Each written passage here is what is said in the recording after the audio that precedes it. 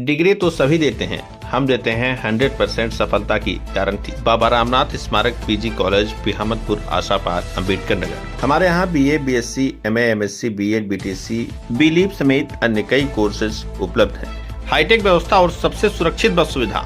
अब पैसा भी पढ़ाई में नहीं बनेगा बाधा। पाएं 100% स्कॉलरशिप की गारंटी, साथ ही 100% परिणाम का अटूट भरोसा। सीटें सीमित हैं। स्क्रीन पर दिख रहे नंबरों पर आज ही कॉल करें। आपका भविष्य हमारी जिम्मेदारी।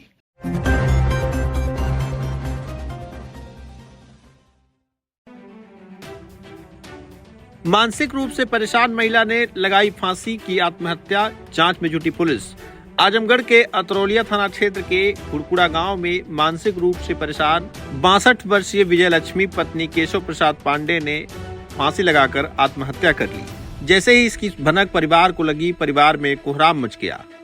घटना की सूचना ग्रामीणों को हुई तो ग्रामीणों ने इसकी सूचना डायल 112 पुलिस को दी, जिसके बाद स्थानीय पुलिस मौके पर पहुंची और जांच पड़ताल में जुट गई। मिली जानकारी के मुताबिक विजय लक्ष्मी के 2 पुत्र हैं और 2 पुत्रियां हैं। सभी की शादी हो चुकी है। स्थानीय ग्रामीणों का कहना है कि केशव प्रसाद पांडे का बीते कुछ दिनों पूर्व एक्सीडेंट हो गया था। उसी दुर्घटना में केशव प्रसाद घायल हो गए थे, जिसके बाद वह लगातार बीमार चल रहे थे। बताया जाता है कि उन्हें उसी दौरान लकवा भी मार दिया, जिसका इलाज काफी दिनों से वाराणसी में चल रहा था। इसी बात को लेकर उनकी पत्नी विजय लक्ष्मी काफी परेशान रहती थी। स्थानीय ग्रामीणों का कहना है कि इसी बात से परेशान होकर विजय लक्ष्मी ने आत्महत्या कर ली। सुनते हैं मीडिया से बातचीत करते हुए स्थानीय ग्रामीण और ग्राम प्रधान ने क्या कुछ कहा। मेरा नाम अशोक कुमार तिवारी है। मैं भुड़कुड़ा गांव का ही निवासी हूं। अच्छा, ये जो घटना हुई है जी, कौन थी और कैसे ये घटना हुई है? ये हमारे गांव के केशव प्रसाद पांडे जी हैं, उनकी पत्नी है। करीब 1.5 साल पहले हरौला से आ रहे थे तो इनका एक्सीडेंट हो गया था, जिसके बाद से ये पैरालिसिस हो गए थे। कौन? ये केशव प्रसाद पांडे जी। तब से इनका इलाज चल रहा था और उनके इलाज को लेकर ये काफ़ी मेंटली डिस्टर्ब रहती थी और अक्सर ये कहा करती थी कि जैसे अब ना ठीक हुई हैं तो हम कुछ कर लेंगे, फांसी लगा लेंगे। वो हमेशा ऐसे कहती रहती थी। और आज की भी बात यही है कि आज तो लेके जाने वाली थी दिखाने, अभी हमारे घर पे ही थोड़ी देर पहले गई। आज उनको बनारस दिखाने जाना था, लेकिन वहाँ से पता लगा कि आज नंबर नहीं है, कल लगा है नंबर। तो फिर वापस आए तो यहाँ नहा वहा के फिर हमारे घर की तरफ गई, खाना वाना खाई हैं, कहीं हम भूख लगी कुछ लाओ खा ले, खा पी के कहीं बनारस जाना है, हमको दिखाने जाना है, यही कहते हुए आई हैं। उसके बाद घर आए तो ये इनकी तो पैरालिसिस है, तो वहाँ नए वाले घर में थे। तो उनकी बहू बच्चे स्कूल से आए खाने के लिए, तो दादी दादी कर रहे थे, तो उतर के नीचे आई तो देख कमरा खोली, सोची दादी अंदर होंगी। वहाँ देखे लटकते तो चिल्लाई हैं, तो हम लोग भी उधर से भाग के आए। तो उस समय देखे तो हमें लगा कि क्या पता उनमें जान हो, हंसिया हंसिया लेके दौड़े काटने उतारने के लिए, लेकिन देखे तो जीभ बाहर निकली हुई थी और बिल्कुल ख़त्म हो गई थी।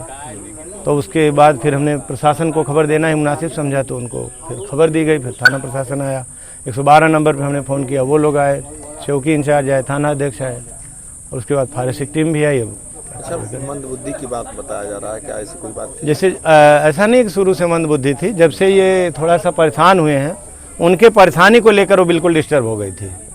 हाँ, क्योंकि अभी उस दिन भी जिस दिन ये लखनऊ इन लोगों को लेके गए, उसी दिन से इनकी स्थिति बिगड़ी।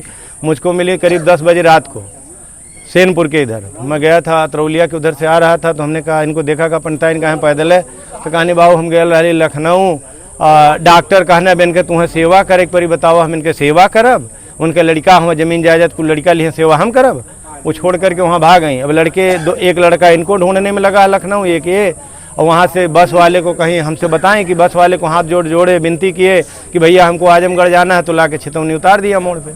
और वहाँ से एक टेम्पू वाला मिला तो सेनपुर छोड़ा, वहाँ से कोई नहीं मिला तो पैदल आ रही थी, फिर वहाँ से हम लेके आए।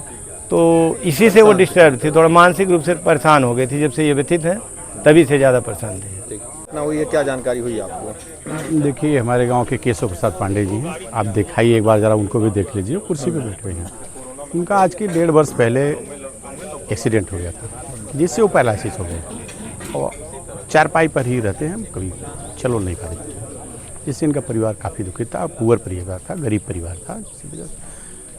तो मानसिक कुछ प्रॉब्लम उनको थी, जैसे मानसिक दबाव रहती थी बराबर पति को लेकर कि इस प्रकार से होता है। बाकी अब हम भी अतरौलिया थे, सूचना यहाँ से गई कि इस प्रकार से जो है घटना घट गई है। हमने एसओ साहब को बताया फ़ोन करके, तो उन्होंने कहा प्रधान जी अभी आप उतरवाइए मत, फॉरेंसिक टीम आ रही है, वो उसको उतारेंगे, आप मत करिएगा। तो हम लोग आए, फॉरेंसिक टीम आई, अब बाकी आपके सामने है जो भी है। ये परिवार दुखित है, गरीब